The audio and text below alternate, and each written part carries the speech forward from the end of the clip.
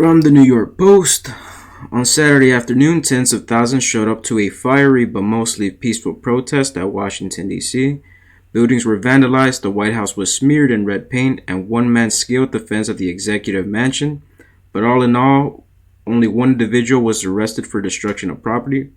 Protesters pushed and pulled on the gates of the White House while chanting Allahu Akbar. One protester said that if the gates would have been open, it would have been all over.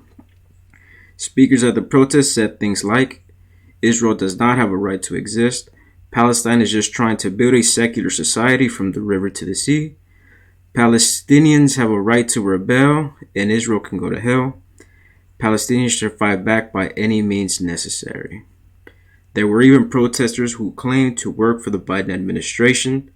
One of the leaders of the movement wanted to assure that, quote, righteous anger is not hate, it's love. And, this is actually kind of admirable in a way because of this. Pro-Palestinian protesters delay military supply ship from deporting Port of Oakland. So, a couple of hundred, no, I don't think it's a couple of hundred. I think it's 100 or 200 of protesters blocked this port to keep supplies from leaving the U.S. and going to Israel.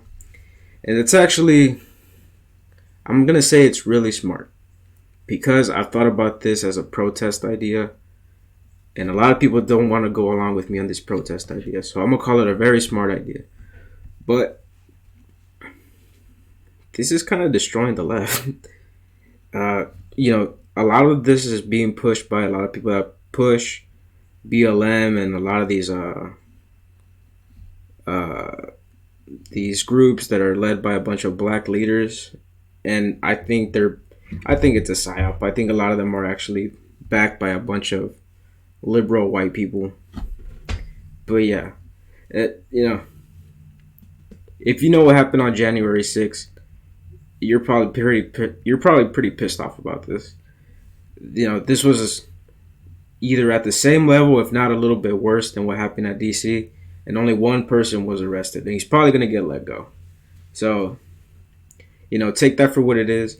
I'm going to push once again for us to start protesting in Georgia, in Atlanta, Georgia.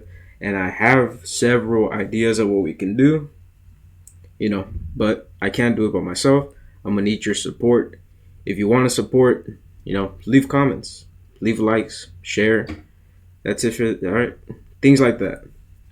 Because I'm actually kind of happy that they are doing these kinds of protests because I don't want more war.